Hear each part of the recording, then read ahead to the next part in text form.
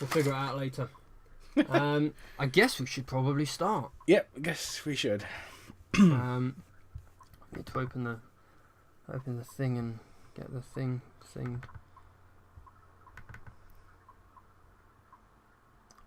Yeah, I didn't know whether we should put a bit in about how the Switch carts taste really bad.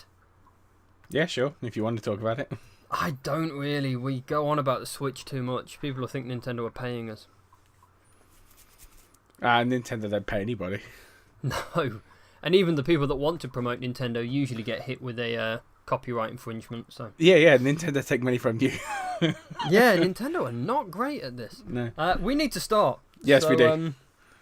I tell you what, that's going to be our start. We're gonna start before we actually say hello, and now is our hello. Okay, that's how we'll start then.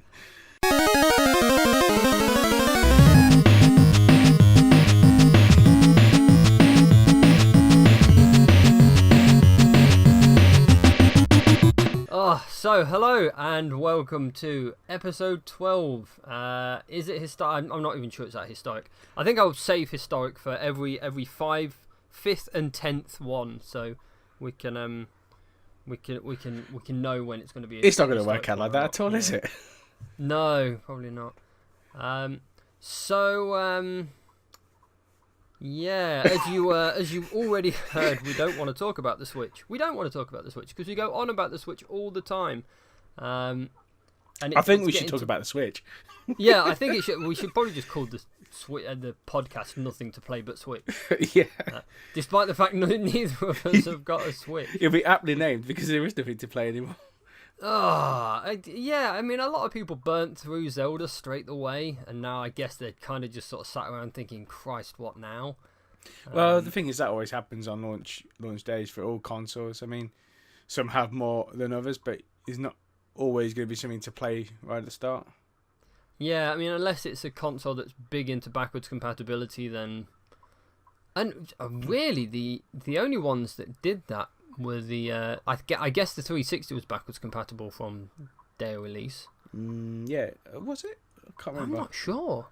It definitely had backwards compatibility at some point. Yeah, I remember. I can't remember if it was from day one. It might have been because I'm sure you could still play Halo and Halo 2 on it. I'm pretty sure it was. Yeah.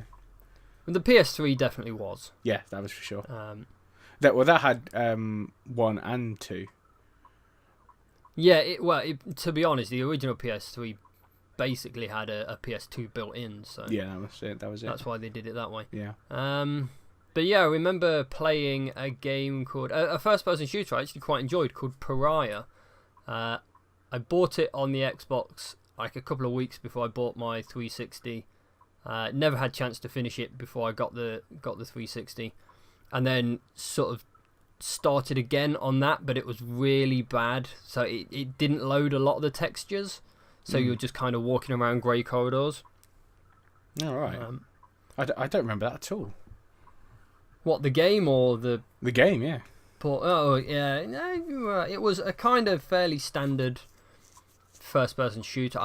I'm not even sure I remember that much about it. I know it was called Pariah, but that's about as much as that. Oh, tell a lie, they had there was a game shop in town that had a big model of like a woman wearing a white catsuit with some like a big assault rifle and some like wires going into the back of her head, and that was for the game Pariah. And that was it. That's all I remember. No, I don't remember that game at all. I'm going to have to YouTube that one. Yeah. It was. I seem to remember it being pretty good. But anyway, it sort of ties in nicely to our main topic, but we should go for the newsy welcomey bit. Yeah, let's start with some news. Yeah, start at the beginning. So a game called Drawn to Death is free for PS Plus users on release. I think it's the PS Plus title for that month. Yeah, it might be. Yeah. But that's not bad. It's a free game. It's a 4-player free for all shooting, fighting-y sort of. I kind of hoped it would be a bit like Overwatch, but it's not. It's just a 4-player 1v3 kind of like shooting. I guess the art style is the thing that stands out in that all the characters are they look sort of sketched. Yeah, it's all hand drawn, and it's a third-person shooter. I actually got to play this at E3 a couple of years ago, and I had a lot of fun on it. Actually, it's really cool. On the start of a game, you actually start falling in, and everything kind of draws in as you're falling down. It was really cool. The one thing that because I watched the video about it, and the one thing that I kind of took away from it was at the beginning when you're spawning in, you can choose to sort of drop all the way down to the floor where you'll get full health, or you can choose to drop much faster but be at whatever level of health you're in. So this guy's dropping and it starts at 40 and it goes 41, 42, 43, 44, and it counts up quite quick. But as he gets to 49, he just presses a button and sort of drops instantly to the floor, and then sort of joins in the battle. So I don't know if that's that one character's special ability or if everyone gets to do that. I'm not sure. I'm really trying to remember what I did on the demo because it was a couple of years ago, and I completely forgot about it until this was posted this week. But yeah, it was cool that you could drop in. I can't remember. I'm pretty sure you could choose your loadout before you drop back in as well. But it was just the art style, which is the main attraction to that game. I think it's really interesting. Yeah, the art style looks pretty good. It would be the one thing that I kind of look at and say, yeah, that's the reason I'll play it. I mean, I will play it because it's the free PSN game. Although I have just subscribed to Origin Access, I think it is. I think it's Origin Access on the PC and EA Access on the... yeah, something like that, yeah. Oh, if you subscribe to one, do you get access to the other? No, you do not. Oh, that sucks. Yeah, it is a shame. I was kind of hoping that you get access to both, but you don't. Oh, EA, come on. It's really cheap, so I can't really complain that much. Well, they both have different titles available as well, so it's, because some games are only available on the Xbox and not on PC, like UFC, and a couple of other things, I think. But like FIFA and stuff is now on PC, so you get that on the PC. Anyway, we're going off topic there. I'm not sure. I mean, this is this is not a very well planned episode. I suppose if you've listened to any of the others and think they are well planned, then there's really something wrong. There was slightly more planning involved there. Again, I've just had a very busy week again. Yeah, but there's been slightly less planning, I guess, with this one. On everyone's side, I'm terrible at it. Like Kingy does all the hard work. I just babble on about it for an hour. So yeah, it's not very well planned. So I've got a feeling there's going to be a lot of like tangents going off. I prefer it that way. Yeah, I think that's probably the best way, to be honest. Just because we cannot possibly think of what we want to say before we say it, so we might as well just... I'd rather it be a proper conversation than just, let's just both read the topics and then we'll discuss it. Yeah, it's not exactly scripted, as it is just it's as off going the cuff, on as they say. Yeah, off the cuff. That's a great saying. Yes. So, anything else to say about Drawn to Death? Because other than it being a sketched 4-player free-for-all shooter thing, I don't really know anything about it. I'm looking forward to playing it when it's out next month. I think it'll be. I'll definitely play it. I don't know if I think it will be good. I don't know if I will play it a lot. No, I don't think. I think that's a very good idea. Putting it as a PlayStation Plus title, you'll get an instant hit, and you'll have people actually playing it then. Oh yeah, and people will stream it, and it will. I imagine that it will draw a lot of crowds in. Yeah, definitely. But then, well, like I say, I had a lot of fun playing it for the little go I had at E3. The problem I can see with it is, being as you have to be a PS Plus subscriber to play it. And being as it's the free PS Plus game that month, I expect there will be a lot of people signing up for a month, downloading the game, playing it, and then dropping their sub. But then, you can't play online anyway. Sorry? You won't be able to play online after that anyway. You need PlayStation Plus to play online. Yeah, that's it. But then I feel like people are going to play it for a month and get their money's worth and then not play it again. Or it could be the thing that gets people subbing more. But then it could also be one of those things where it comes out free, but then there's lots of DLC packs for like a couple of quid, and people think, well, I'm enjoying it, so I'll pay a couple of quid because I've not paid for the game. But is the month subscription worth more than the game would be if they charged for the game? It's a £20 game. Is it? Yeah. Oh, never mind then. So yeah, I guess there's a lot of there's probably still a lot of questions. I will play it because it's the free game, and I don't see why not. Yeah, we'll have to play it against each other, or on the same team, or whatever it ends up being. I don't enjoy the competitive shooting, especially with someone I know, because people I know are generally better at first-person shooters than me, and I just get really frustrated because I spawn and die every 3 seconds. But yeah, that's I guess that's that. And we are on to our, I guess now, second piece of mandatory Switch news. Yeah, this is one you put on, and I have no idea about it, so... You've not heard anything? It's pretty good, actually. I was reading it, and I was kind of...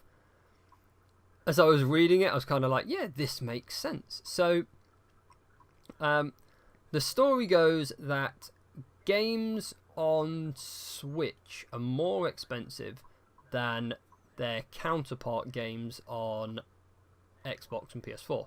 So there's one game that's going to be multi-platform. I don't remember what the name of the game is, but it's $49.99 on the Switch and £20 on PS4 and Xbox One.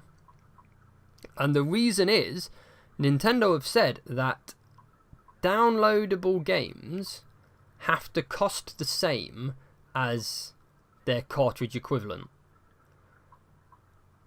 Yeah. Well, yeah, that makes sense.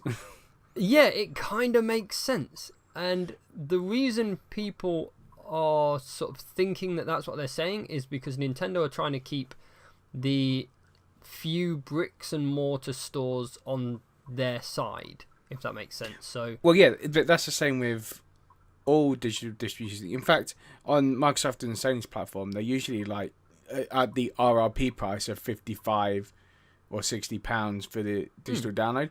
Whereas if you go in store, they'll be £40 because they knock the £10 off the RRP. But to keep the brick and mortar stores happy, they have to do it like that, and that's why they can charge a little less for the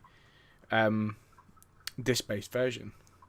Yeah, so I guess you've got the two sort of sides of you. If Nintendo said, oh, and the reason that the games are so expensive on Switch is because they are using cartridges and not DVDs, and cartridges, although are more expensive than DVDs by far. Yeah, although the price has come down dramatically, like an SD card is pence.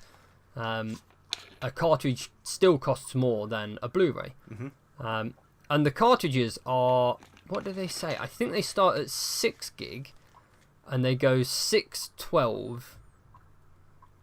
Is it 6, 12, 24? Well, I think the 32, the 64, biggest, 128. I think the biggest one is 6, 12, 24. I think the biggest one's 32 gig. Right. No, it's 8, isn't it? 8, 16, and 32. I think there might be a 4 gig in there for like indie games. I'm kind of missing the point, but the reason is the bigger the cartridge, the more expensive the game, because they've got to pay for the cartridge. I guess that makes sense. And if the cartridge if the physical game costs $49.99 in the store, it's going to cost $49.99 to download.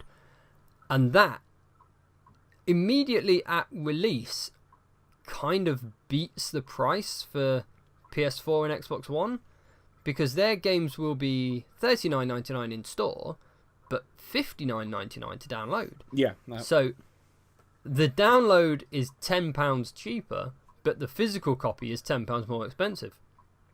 But my question is this: if they drop the RRP for the physical game, does that automatically mean that they drop the RRP for the digital game? It should do, yeah.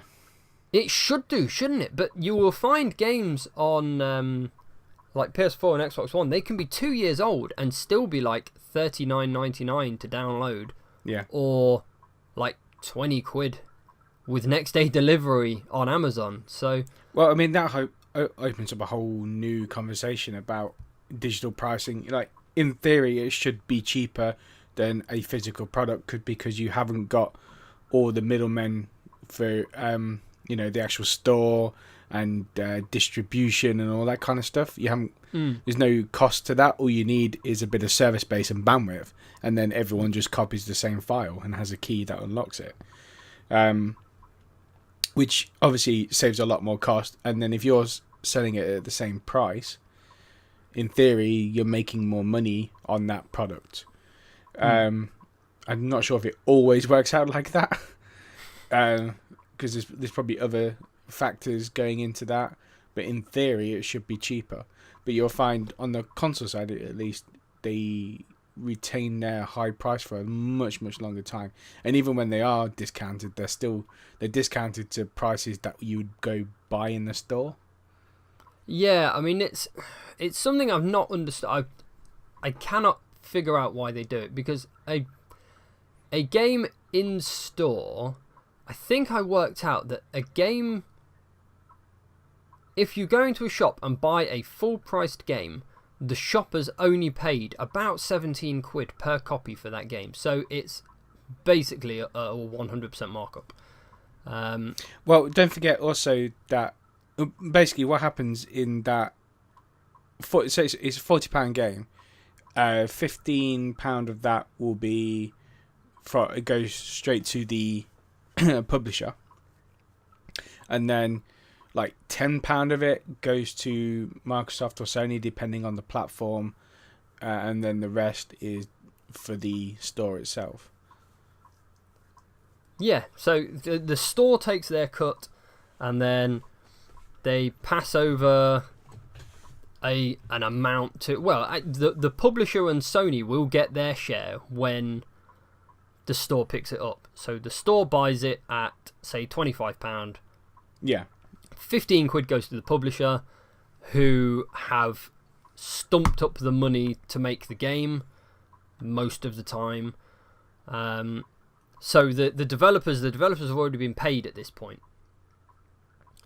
The developers, the one that is out of money, they get their share from the wholesaler, and Sony take a cut, and Microsoft take a cut for licensing per copy. That's fair enough. So why on earth aren't digital games, brand new digital games, £25?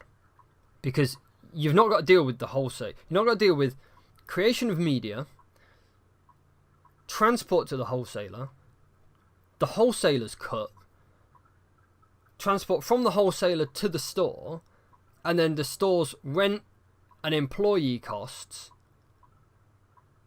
It just doesn't make sense. Like, why? Well, it's to do with keeping the actual stores happy, I guess, and keeping it in a somewhat unity form of pricing. And also, like, I don't think there's anything wrong in having the digital games be £40 or £50. Well, I'd prefer it if it was £40, obviously, the cheaper it is. But I don't think there's anything wrong in that. I think £40 is a reasonable price for video games. And don't forget, video games now cost so much more to make than they did the last generation and the previous generation. So you're not making as much money on games as you were the previous generation and the generation before that. I think I think now the plan is like before you'd get these big AAA spectacles, and in a way, I think we're kind of seeing the death of the big AAAs because not many companies can afford to make them if they don't do well. So you still get AAAs, but less of them, I suppose. Yeah, and that's why you've had a rise in indie games for the past few years. Yeah, and even like well-known publishers are paying for indie games because they can make their money back relatively easily. So yeah, I guess I think that's another podcast. That's an issue for another podcast. I think we should have a chat about the differences between AAA and the indies and what's good and what's bad. Yeah, although to be honest, I think this whole thing about why games are so expensive, why physical games are much cheaper than digital games, that can be a 2 podcast episode on its own, I think. So yeah, I guess long story short, Switch physical and digital games are going to have a parity. If the RRP for the physical game drops because of its age, does the digital one drop, or is that always going to be a standard price? And why aren't Nintendo and Sony charging less for their digital games? But I don't know. I guess that's probably the most I can talk about that bit. Yeah, I don't really have much more to add to that either. Anything else we say would all be like pure speculation and hope. There's no like news or even solid facts, unfortunately. No, there's not. Well, the next bit of news is what I'm very happy about, and I'm currently downloading it. And I can do. I say I can do nothing about. I could pre-order the game, but we don't need to pre-order. You can download it now. You've got access to EA. Ah. It's just... So you get the 10-hour trial even if you didn't pre-order it. Oh, yeah. That's it. Now I've got something to do today. So basically, the news is the Mass Effect Andromeda 10-hour trial is now live on the Origin store and presumably with the consoles as well on the EA Access there. Apparently, you get to do the first 2 missions, and I think you can do some multiplayer as well. But yeah, you get to make your character, I guess, and the first 2 missions, and you get to have a walk around, meet some people. But I had a quick look on Eurogamer talking about the trial, and a lot of people are reporting there's a lot of bugs in the game.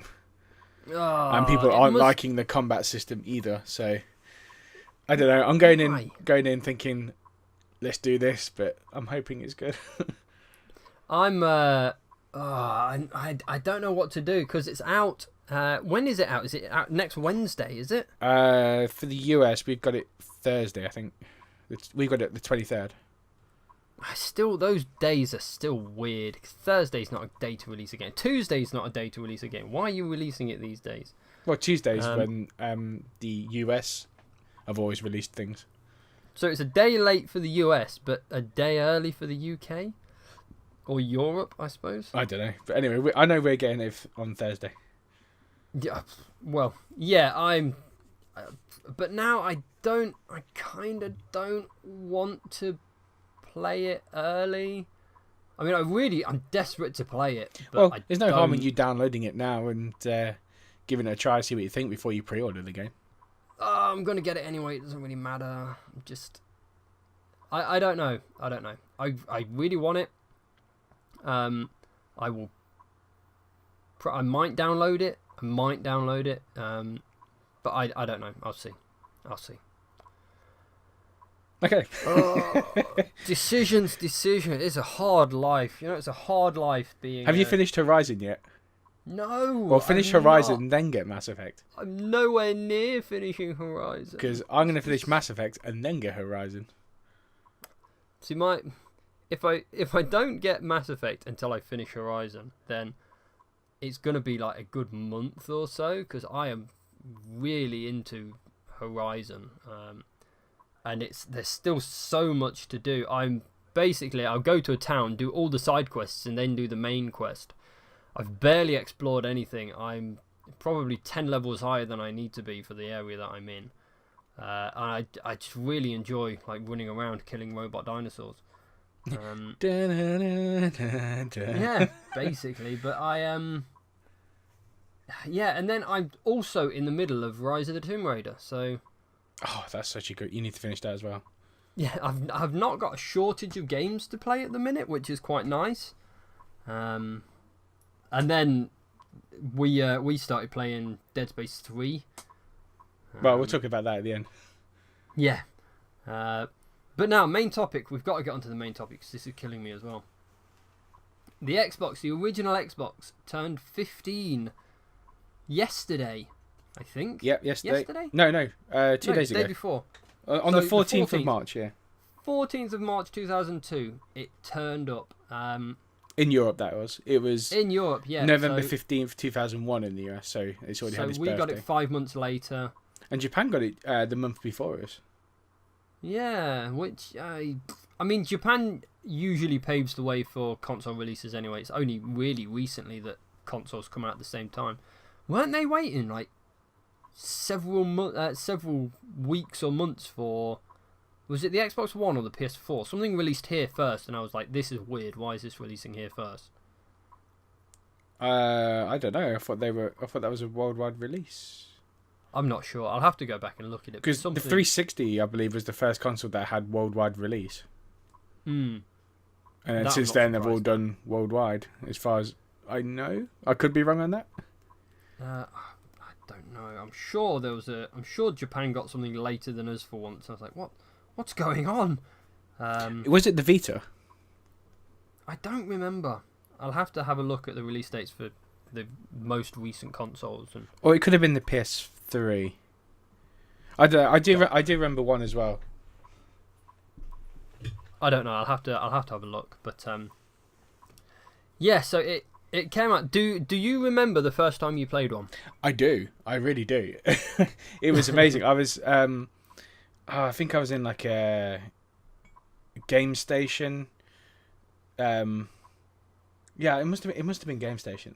It was definitely game station, and they had one set up, and they had Halo on there, and I remember just going on there and just starting to play that, and it's the what's the name of the Silent Cartographer? Yes, probably. that's the one. Yeah, and you come down on the ship, and then you go off and you start fighting the Covenant, and then you get in a warthog and everything. I just remember going, oh my god, this is incredible. I was like, this is better than PC games. This is mental. It's just, I was absolutely blown away by how cool it looked, the amazing graphics, the weapons that they had, the interesting aliens, and the fact that they were trying to counter you all the time, and you got your squad members talking to you and saying little quips. It was amazing. And then just looking out and seeing the Halo ring itself. It was so cool. I think it was the kind of first time that you got like PC style gaming on a home console as such. Yeah, it helped with the positioning of the analog sticks, which was a huge thing for that console. What did I read a review for? I read a really, really old review for Alien Trilogy, I think. And that was like one of the very early games that used mouse and keyboard. So mouse to look around and keyboard to move in the 4 directions. And the reviewer, the blurb in the middle of the review was, the most terrifying thing about this game is the control mechanism. And I was like, that's unfair. It's like every game does that now. Like every game does that. Dual analog sticks. Xbox wasn't the first, but I mean that's. Well, yeah, you had dual sticks on the PlayStation, on the PS1 and the PS2. Yeah, and but it was the way they had theirs positioned, and it was a bit uncomfortable, and it was a bit clunky doing first-person shooters on that controller. But when Microsoft had theirs, the tactile feel of it, the way you could actually maneuver the sticks, it just felt good. It had like that rigidness to it, so it felt like you can actually. Really yeah. I still really like the Duke controllers. People hate them. Oh, the big fast ones. Yeah, there's a Penny Arcade thing where they said we've swapped out the Xbox controller for a live bear, and let's see if he notices. And the guy's playing with his bear. It's like, did you get one of those new small controllers? But I really like them. I like the S-Pad as well. I think the S-Pad's very good. The S-Pad was the one I preferred, but I didn't mind using the big one. It's just they were quite large. Yeah, they were definitely. But I can see why they released the S controller as like a Japanese thing. Yeah.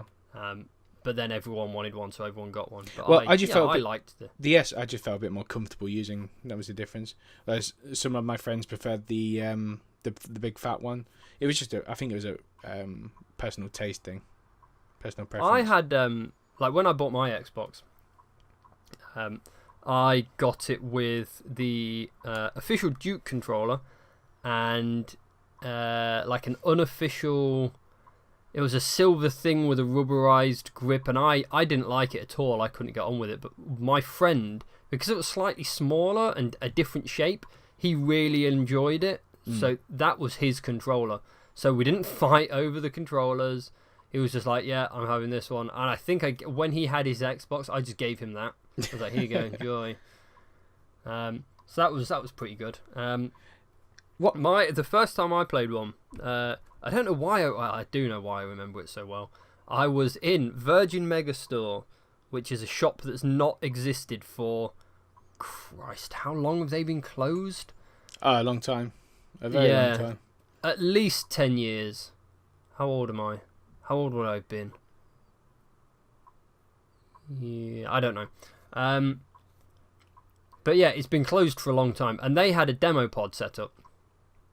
And I remember seeing it and thinking, this looks spectacular. It was just before it was released. And I remember seeing it thinking it looked amazing. And they had Halo playing the silent cartographer, and there was a guy who was playing it sort of on his own, and he got bored and died. So when it restarted, I jumped on. And for some reason, a very annoying kid jumped on with me, and I don't know why. And he was just talking to me all the way through, telling me what to do, where to go, who to shoot, how to. I'm just like, just don't talk to me. I don't know who you are. Just be quiet. And I mean, I liked the way that there were, like, up to the section I played, there were two very different enemies. So there was the grunts and the elites, and the grunts and the elites moved very differently, and they fought very differently, and they acted very differently. The grunts would sort of, as soon as you kind of put up a fight, they would all run away, but the elites had a power shield, so they would like they would stand up to you and run towards you fighting, and all these sorts of things. And I was just blown away. I thought I thought it was spectacular. And looking back, I sort of think that it was almost like running down a beach with a gun myself. And then going back to play it now and think, why? What was I thinking? What was I? I can't have been that drunk at that time in the day. But I guess that's all. That's kind of. It's all relative to the time that it was. Yeah, isn't it? So I guess it's all relative. So you would, you think it's better, but it was still pretty good. It was kind of the first time that I'd ever seen anything like that, really. You see, after I first had that go, my friend Rob, who did the artwork for our podcast, he got the Xbox, and I remember going around and we're playing Halo. For years we played Halo multiplayer together and stuff. But I remember going through the campaign, and I don't know why, I just found it really difficult. I'd always end up tapping the left trigger to throw grenades, and during the campaign, I was usually behind him as he was progressing forward, and I would always go, and he'd just see this blue aura around him, and they would go, "You've just stuck me again, haven't you?" I'm like, "Yeah, sorry." And it would happen all the time. I could never stop doing it, and I wasn't doing it on purpose. I don't know. For some reason, I was just having a hard time adapting to the controller after using the PS2 one. Weird. But it was, I think it was about a year or so after it was out, I actually got one, and I had like a bundle deal. I think it cost me £199.99. I got the Halo and Midtown Madness 3 version, which I have. Yeah, which I just get to you now. Yeah. It had the S controller. It also came with a crappy steering wheel, Lord of the Rings game that wasn't done by EA. Oh, that one. I've got that one. Yeah, it's a weird. It was a strange game. Is it the Lord of the Rings one or was it the Hobbit? Oh, it might have been the Hobbit. Yeah. Because that's not done by EA and that's not good. Yeah, I think it was the Hobbit. I think you're right. What else did I have? I think there was a couple of other games. I cannot remember what it came with, but that was the setup. And I remember because I bought it from Toys R Us because they had the best deal. So back when Toys R Us was still a really I remember going to Toys R Us with a friend of mine to buy a PC. Oh my god, really? Because it had a really good deal on a PC. Crazy. And that was his main PC for about 5 years. So. Oh wow. Anyway, we came back to his house, and we're like, right, we have to LAN it because that was one of the cool things that you could LAN Halo games. So we had the two TVs set up, got the console, unboxed it, and then someone had come round because we were going to play multiplayer. So I was just answering the door and letting them come in, and I just hear, "You fucker!" I was like, "What?" He goes, "You're an absolute bastard, you are." I was like, "What were you on about? What are you talking about?" And the consoles actually had names, and there were pre-programmed names, so they could, be distinguished on the network. His console was called Weasel, and mine was called King. And Which couldn't have been better, really. It was destiny for me to have that console, wasn't it? Because I guess so. If you don't know, my surname is King, so it was just absolutely perfect. And I was just like, "Oh, that is so cool!" And he was so pissed off.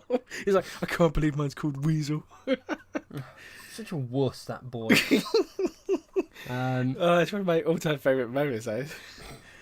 Yeah, I like after I was done playing this game of Halo, the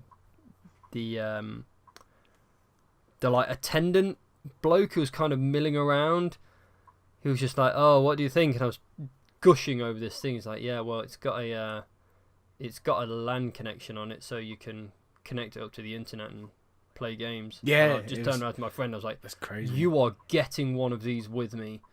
And he was like, "Oh yeah, I don't know, maybe." And he never got one, but. Well, what was interesting is it wasn't the first console to go online, but it was the first console that would just be broadband only. It wasn't dial-up. Yeah, it made it really popular as well. Yeah. Because other people tried it. I mean, there's been online games for years. I mean, even like the Atari 2600 and Intellivision and ColecoVision, they all had some form of like online. It was only like a peripheral. It was very basic and barely used. But I mean, with it being built into the actual box itself, it was just another thing the console could do. So people tried it. I know Sony tried it with the PS2. They had a handful of games come out, but they weren't as big. But you had your gamer tag and stuff like that on Xbox Live, and you had a friends list. Yeah. And, yeah, it was really kind of party chat. You could even change your voice. it was an amazing idea for Microsoft. They really, really put a load of effort into it and made it. It made online console gaming, as far as I'm concerned. I mean, you had the Dreamcast that was doing like the online network beforehand, but that was dial-up. That wasn't broadband.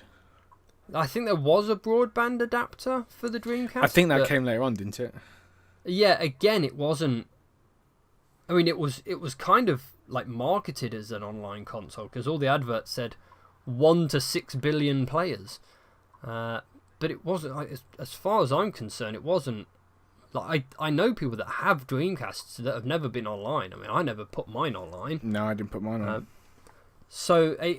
But everyone I know that had an Xbox had Xbox Live. I didn't have Xbox Live on the original Xbox. It wasn't until the 360 that I got Live.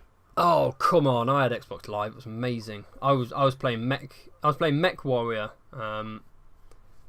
online and doing like online death matches. I just thought it was too much money at the time. I don't think. I mean, I was working a lot at that stage, and I could afford it. And there was, I remember I was playing this game of Mech Warrior, and there was like I could hear someone in the background, like some girl in the background saying, "So I'm playing this online," and someone in the back, yeah. With other people, like, yeah. And all these people are controlled by someone else, like, yeah. She's like, this is weird, what's going on? And I just had this long conversation with this woman. It was amazing. But yeah, I suppose that was one of my very few good experiences with the live chat, because 99% of the time, someone would just put their headset next to their speakers and play crap CDs. Oh, God, so you just have to go through and mute everyone. Yeah. And just be done with it. So I don't think I went online because I'm not sure if I was on broadband or was about to go on broadband as I got the Xbox. I never got around to actually doing that until the 360. I know I had a 256k, and then shortly after it, I upgraded to a 512k modem. It took a long time for where I live to actually even get broadband. Yeah, I mean this was only because I had like coaxial cable TV, and it was like a deal they had. And I remember I didn't have a router, so you'd have to unplug the modem from the PC, turn the modem off, plug it into my Xbox, turn the modem on, turn my Xbox on, and then reverse the process when you were done playing. Or the Xbox wouldn't connect, or the PC wouldn't connect. So crazy. But yeah, when I got mine, like, I got my Xbox a couple of weeks after launch because I had to work a lot and save a lot of money for it. It was about 350 quid. I thought it was more than that. Well, this was that was like a deal price I got. Right. So I got an original Xbox with a Duke controller, Halo, and this like spare third party controller. I think it was a Mad Catz controller. Oh yes, I got one of them. I had a Logic 3. And I remember going into town and buying it with cash, which is weird, carrying around a huge bundle of notes, which is just not something I'm used to. And I got it home and played Halo for like hours, and then I think my friend came round and we both played it for hours. Now it's one of those games where you'd start playing it and you'd realise you'd been playing for 5 hours and it was like 10 o'clock and he'd have to ring his mum and say I'm gonna stay here today, and we'd just kind of go through the game, and then when we were finished we were like, so legendary. So we completed it on Legendary, which was ridiculous. I don't know how we did it, but we did it a lot. Yeah. I think everyone has that kind of story with Halo. Yeah. But then like we've got a whole bunch of friends who had them as well. So we would like go to someone's house and take 4 Xboxes and 4 TVs and just hundreds of meters of network cable and we'd all just play Halo constantly. And the day we knew we were doing that, we would spend the day before going through the game on Legendary just to get good. And we were usually pretty high in the leaderboard. And they'd have all these. There was one really good game mode. I don't know if it was a default game mode or if it was one that we all kind of created, but you'd have one guy that was invisible, and the other three were sort of working as a team, and the person that killed the invisible person then turned invisible and had to kill everybody else.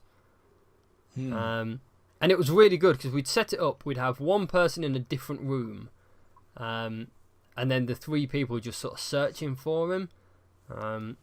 And the trick was, if you got through, I think it was like a 15-minute match. If you got through the 15-minute match without dying, that was considered like winning. And everybody thought the idea was to run around and kill all the people individually, so they couldn't. So it took them longer to spawn, and to like sort of survive that way. But I realised that was stupid, and my trick was just to hide. So find a spot, glitch your way up a wall where they can't see your shadow or they can't see your footprints, and don't shoot anyone and don't throw anything, and just stare. And I won every time, and no one could figure it out because no one was in the room with me. So I just constantly win. You cheating bastard. I know, but I won, so that's what that counts.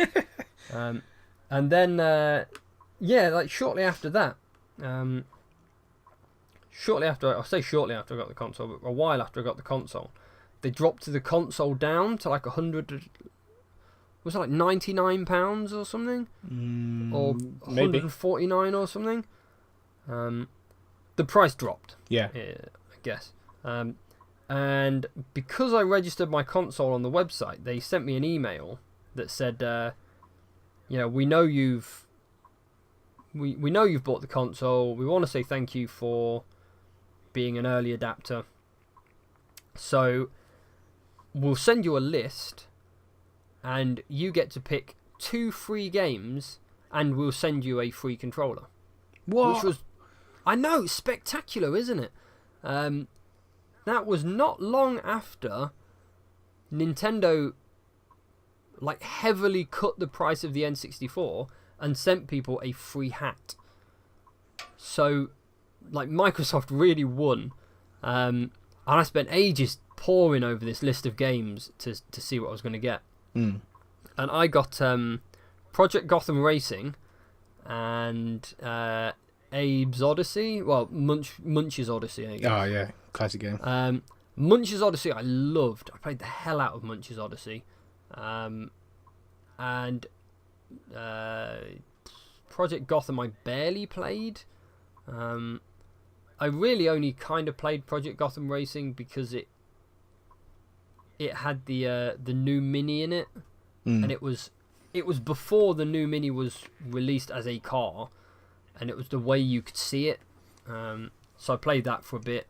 I don't know if I can remember there being any racing in Project Gotham. It seems to all be like race around this town without hitting any barriers to earn points, and I don't really remember that much about it. But I never actually played it, so I don't know. No, I wasn't impressed. So did you have a PS2 beforehand? No, I didn't get a PS2 until the PS3 was released. Right, okay. Because I had the PS2 and I got that on launch day, and that was like the first console I ever got on launch. And like I absolutely love that console. Still one of my favorite consoles to date. So that was like my main console until I got the Xbox, and then I found that the Xbox became my main console, and the PS2 was for the exclusives then. Because it was that bit more powerful, the games looked a little better. I thought the controller was better for shooting and stuff. It wasn't better for fighting games, but the PlayStation pad's always been great for fighting games. But yeah, so for racing and third-person action adventures and first-person shooters, it was all Xbox. And then you also had the hard drive, which was the first console to have the hard drive, and you could rip CDs to it, and you could listen to custom your music whilst playing games and stuff. And that was also perfect for wrestling games, because I'm a big wrestling fan. I always used to play the wrestling games on that, and you could have your own theme musics in there as well. Like Raw 2 to this day is still one of my favourite wrestling games. Yeah, I remember playing Grand Theft Auto on the PS2. A friend of mine had a PS2. A friend of mine had a PS2 before it was released in this country. He worked in a comic book shop, and he bought an American import. Yeah. And he had a whole bunch of games. And he bought Grand Theft Auto, and I played it with him for like hours and hours and hours. And when the double pack came out on the Xbox, I just had to buy it, so I rushed out and bought it, and remembered the one thing I can really remember from it is playing. You can play the songs that were ripped to your hard drive through the car radio. Oh, really? That's awesome. So yeah, it was just. I think you could do that on PC as well. Yeah, it's one of those like astounding. Oh my god, you can do this moments. So yeah, I still have my Xbox set up. To be honest, it's still sat on my desk. Excuse me, it's still sat on my desk. Well, I just sold mine to you. It's gone to you now. Yeah, it is. It's joined the pile. Well, you are the collector of the Xbox. Yeah, so I'm about like 450 games in, and just about 50% of the way. So it's gone to a good home. Yeah, I've got a lot of games to buy still, and a lot to find. But yeah, I still really enjoy it. I'll still like occasionally be like, oh, play this for a bit, and there's still some games that I regret not finishing that I'm gonna have to rebuy. But yeah, I mean when the PlayStation was out, like I bought a PlayStation fairly late actually. I got one about the time that Final Fantasy VII came out. Because a lot of my friends already had PlayStations, and they were going on about how great it was, and I found a cheap one. I don't remember where I found a cheap one, but I found a cheap one, and then bought Final Fantasy and just played the hell out of it. And that's sort of like, a lot of people have said that Final Fantasy VII wasn't really a great game, but it did get people into like the JRPGs, and I played a lot of JRPGs on the PlayStation. Yeah, which was not something that the Xbox really had. So that was that I really missed. Sure, they had some great RPGs like Knights of the Old Republic, Jade Empire. There's another one I can't for the life of me remember at the minute. But they had great RPGs. They had really great like action RPGs as well. So Baldur's Gate, a game that people will mention and say how bad it is, but I really enjoyed it and still really enjoy it, is Fallout Brotherhood of Steel, which was a good game. But then these were all kind of like multi-platform games with the PlayStation 2. And when I finally got a PlayStation 2, I started picking up my JRPGs again. So, yeah. I mean, PlayStation 2 was the RPG console. Well, yeah, it was the Japanese console as well. And yeah, and then into, like, when the PlayStation 3 came out, I wasn't particularly bothered. I did get one, but when I got it, I still wasn't particularly bothered, because the games ran better on the 360, and that was the real champion of that generation. But now it's gone back the other way. Like the PS4 is the champion of this generation, and the Xbox One is kind of not struggling. It's doing really well. It's still a good console. Yeah, it's just not sold as many. Yeah, I mean, I guess there's just some things that I prefer on the PlayStation than I do on the Xbox, which is the same for every console, really. So, yeah, I mean, by no means I'm not saying that the Xbox One's bad. I'm not saying that the PS2 was bad or the PS3 was bad. I mean, they're all good consoles for like different things.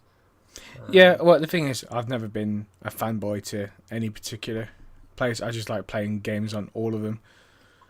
Yeah, that's it. I mean, I'll play games on anything. It's the games that are important, not the console itself, really. Yeah, I think the only consoles that I've not really spent any time with is the Wii. Although I have a Wii, I played a lot of the light gun games, and when they were done, I didn't play anything else. Yeah, that's what my main attraction to the Wii was, the light gun games. Yeah, and then after that, the Wii U, not touched it. No, not well. I didn't say not touched it. I played it briefly with you, but that was it. Yeah. Just. Do you remember when the original Xbox was announced and the backlash that people had? That like, how dare Microsoft come into the console? It's gonna be terrible. It's a PC. Blah blah blah. Yeah, they were, but this was not like.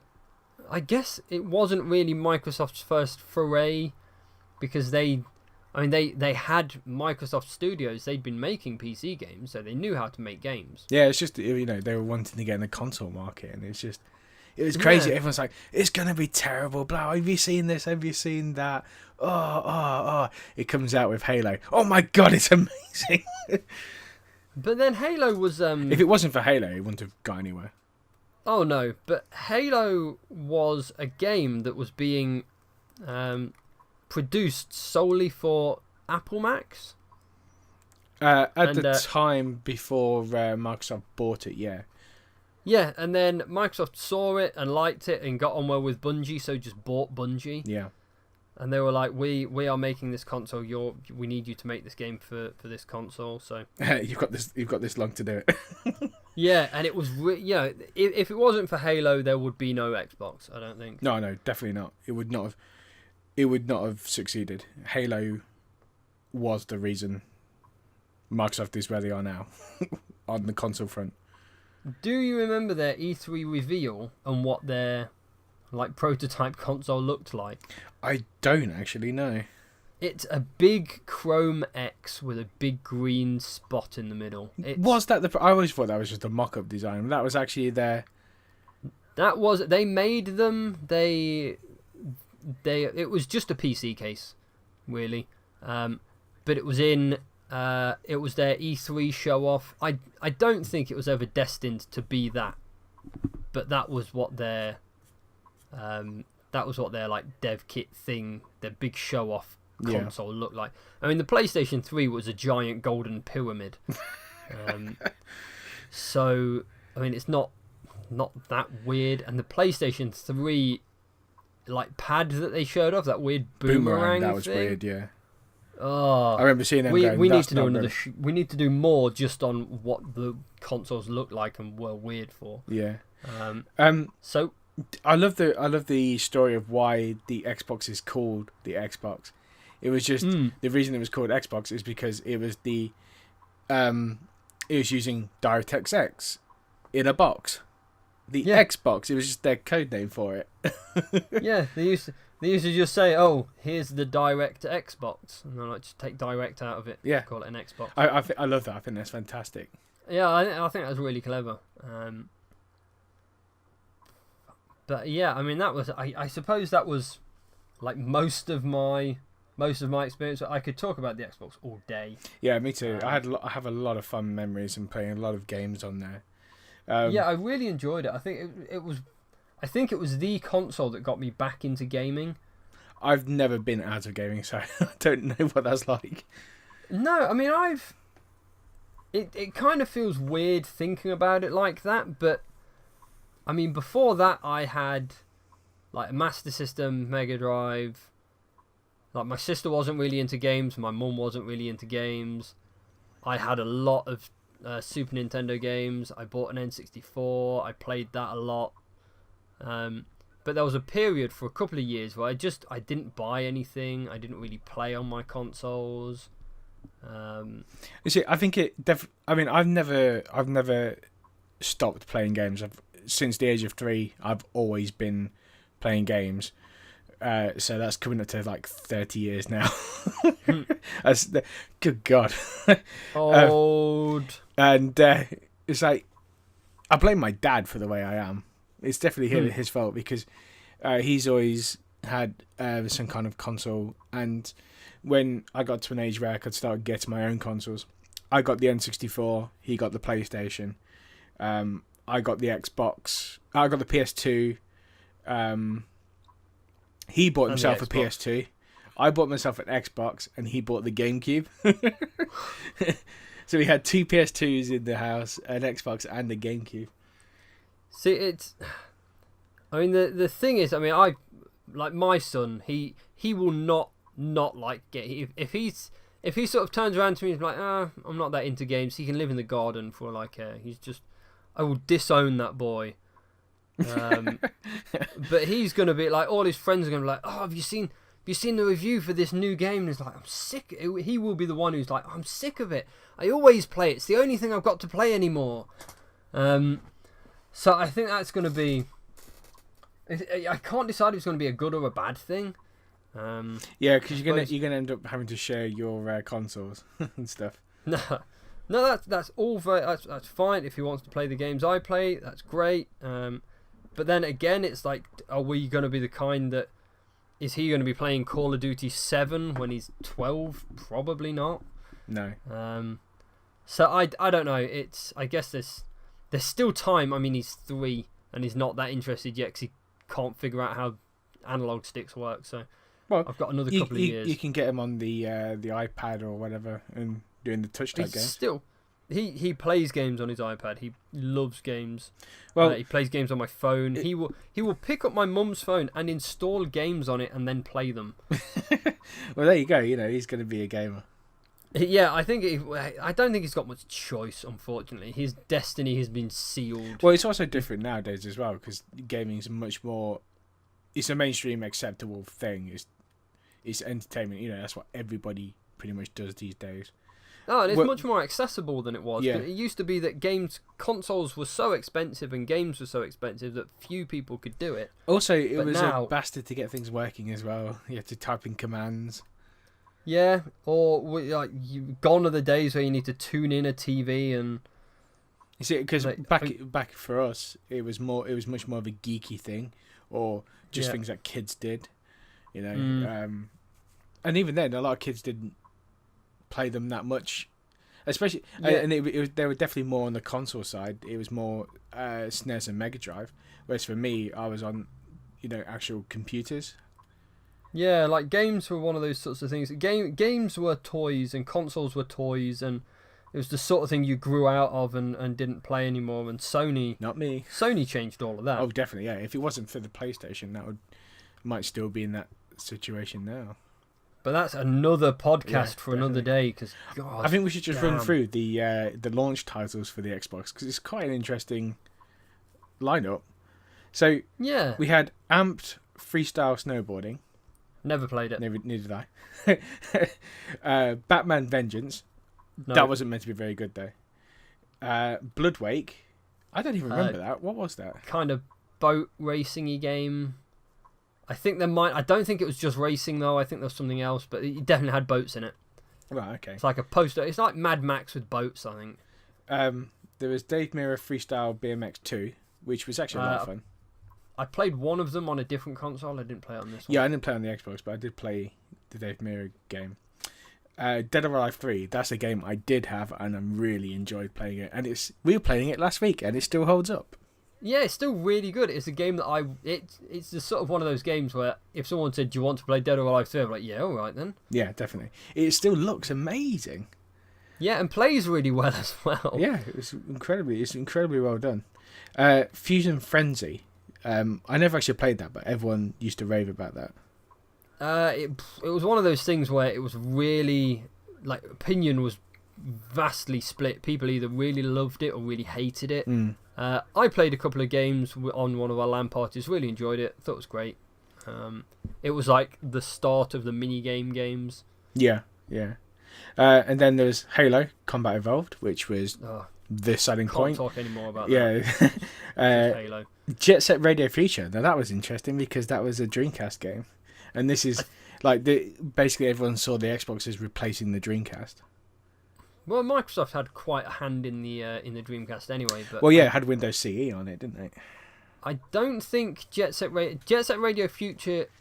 I often think as a remake of Jet Set Radio, but it was a proper sequel. I think because they changed a lot of the mechanics. Yeah, I think it was. Yeah, or at least a reimagining of it.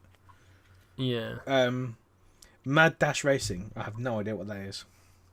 It was a kart racing game, but you didn't have karts. You just had cartoon characters that ran around. Right. Okay. That sounds terrible. It wasn't great. Yeah. Max Payne. Awesome game. Oh, loved it. Played it on the PS2 though. Yes, me too. And the bit where you have to go across in the dark on that very small beam was fucking horrendous on the PlayStation 2. Yeah. When I eventually went and played Max Payne on the PC, I was like, oh my god, this is so easy. Yeah, a friend of mine played Max Payne on the PC, and it was just like, you have to turn it up to hard or you complete it in like a matter of hours. But yeah, on the PS2 as well. I never actually played it on the Xbox, did you? No, although I do have it, so... I imagine that sequence there is probably easier on the Xbox. Who knows? Yeah. And then NBA Live 2002, which is your basketball game. Don't care. NHL 2002. Yeah, don't care. Yeah. Well, actually, that was the one I actually... No, I think it was 2004. I actually really enjoyed on the PS2. I enjoyed that one. NHL Blitz 2002. Although it's spelled like 2002. The Blitz games were really good fun. The Blitz games were like the old school NHL games on the Mega Drive. So they were like... It was like NBA Jam, so you only had a couple of players on each side, and it was really fast paced, and it was quite good fun actually. Okay. Oddworld Muncher's Odyssey, as you were talking about earlier, that was a really interesting game. That was really cool. Project Gotham Racing, which you mentioned earlier. Yeah, a racing game, just cars, I guess. Rail Sport Challenge. Rally Sport. Oh, Rally Sport. Yeah, sorry, my bad. You're reading it wrong. Rally game, basically. Oh, that's really annoying because it's spelled with... anyway, never mind. Yeah, it's spelled with an I. Yeah. Tony Hawk's Pro Skater 3. Love this game. I did play it, but I didn't play it on this console. Well, I played it on the PS2, but I think I did play it on the Xbox as well because we used to have the custom soundtracks. But yeah, Tony Hawk's games were amazing. 3 was 1 my was favourite. Great. 2 was much better. 3 was spectacular. Yeah, 3 was definitely my favourite. I spent so much time on my PS2 playing that. Trans World Surf. I assume that's a surfing game. Surfing game, yeah. It was when sort of extreme sports were making a thing, so you had quite a lot of surfing games. And then Reckless, the Yakuza Missions. It's quite good fun, actually. It's not a bad lineup, that is.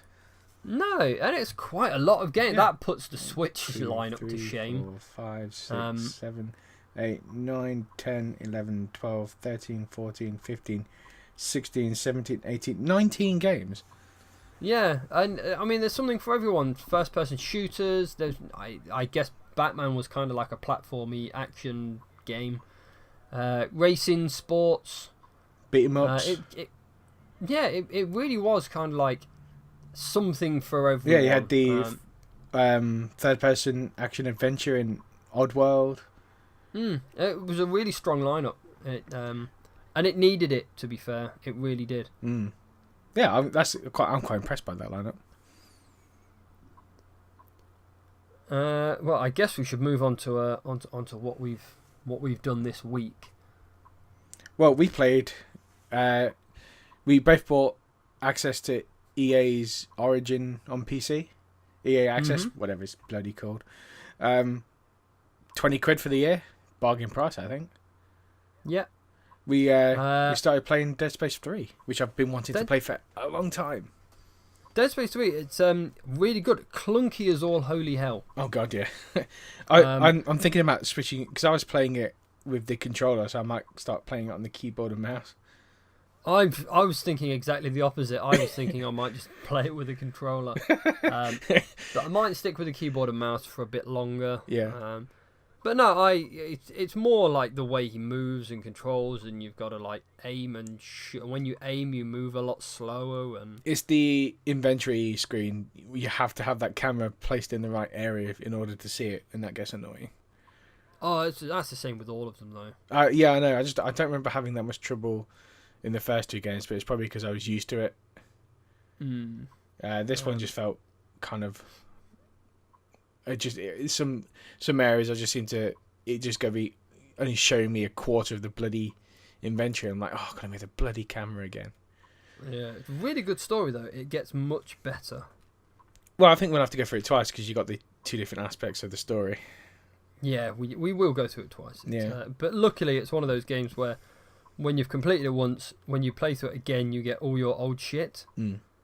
So, I mean, it makes the second playthrough much easier. And then the second playthrough, you tend to just play through it on easy and then have, like, really overpowered gun.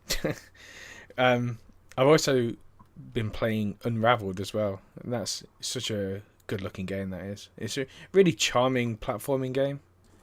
Charming is a word that's not used enough in gaming. No, it's really. But yeah, I think you're right. I think it looks really nice. I've not played it, but I think it looks spectacular.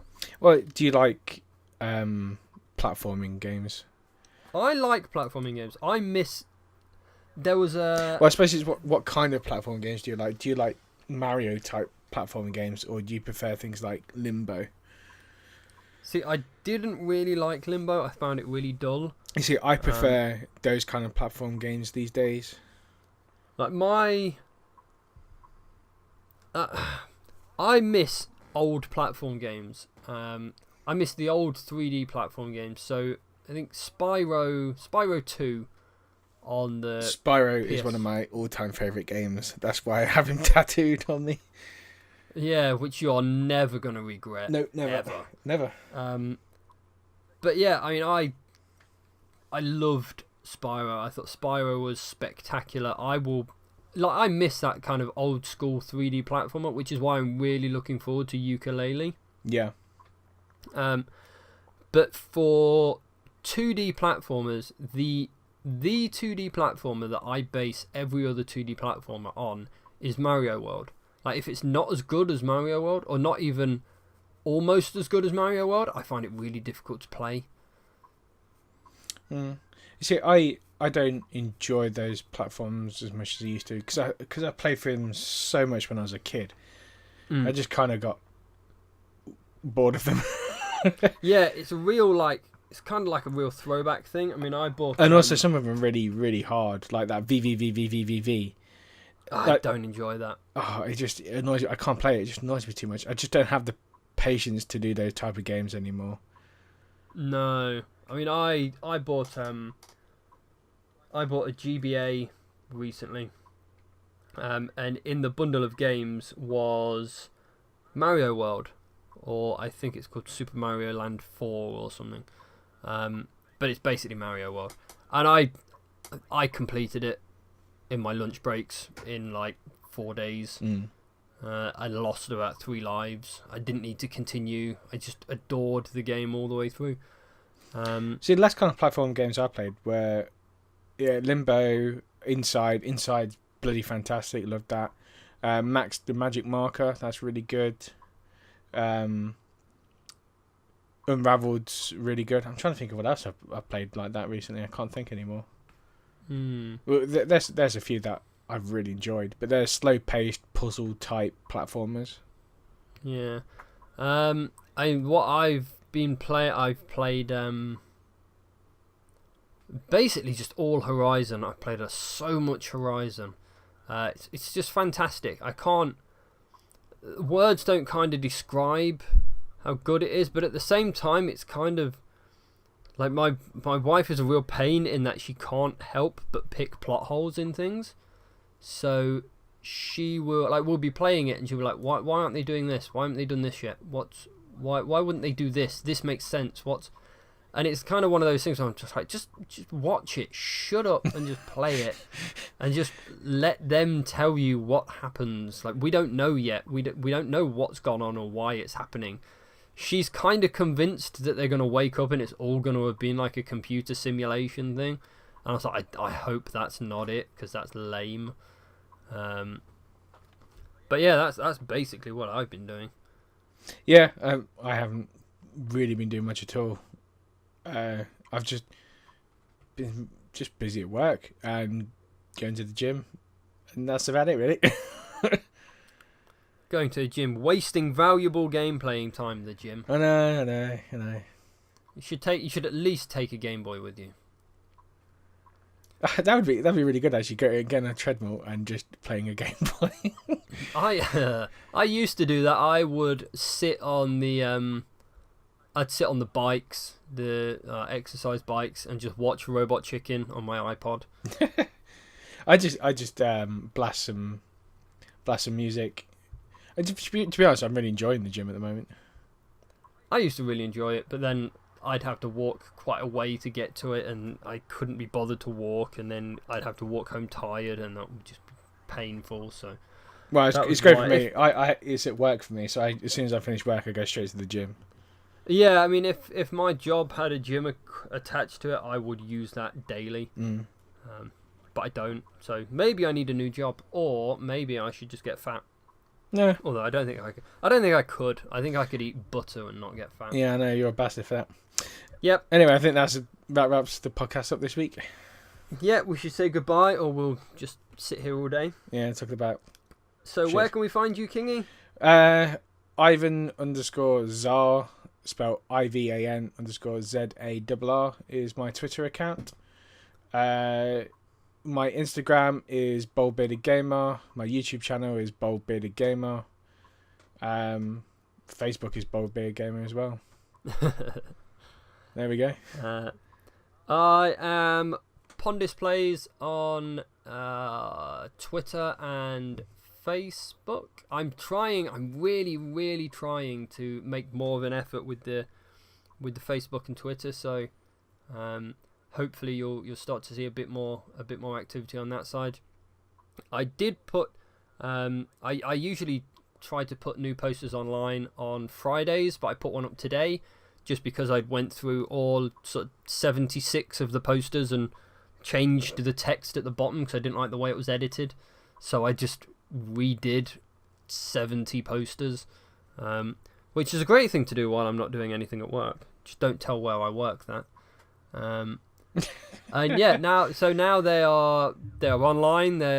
Even the posters that were there, I've re-uploaded them so that the text at the bottom's slightly different. There's a spectacular one this week which is super 1980s, but that's I guess that's something to go out and look for. Yeah, we don't have a Facebook group. I wonder if we should have a Facebook group. We do have a Facebook group. What am I talking about? Yeah, I set it up. Yeah, I will. I've been trying to pay a bit more attention to the Facebook group as well. So hopefully, if you check out the Facebook group a bit, then you'll hopefully notice that there's a bit more on there. Yeah, you'll find us at Nothing to Play. Yeah, Nothing to Play on nothingtoplay.co.uk is hopefully where you're listening to the podcast, or one of many podcast apps, and then Nothing to Play on Facebook. I think that's everywhere we are. Yeah, I mean, if they got any ideas of anything they want us to chat about, you can message us. Yeah, if anyone wants to send us a message, that'd be fine. We don't get many, so you will get a response within the hour probably. Yeah. So yeah, hopefully hopefully you've enjoyed the show. Hopefully you send us a message.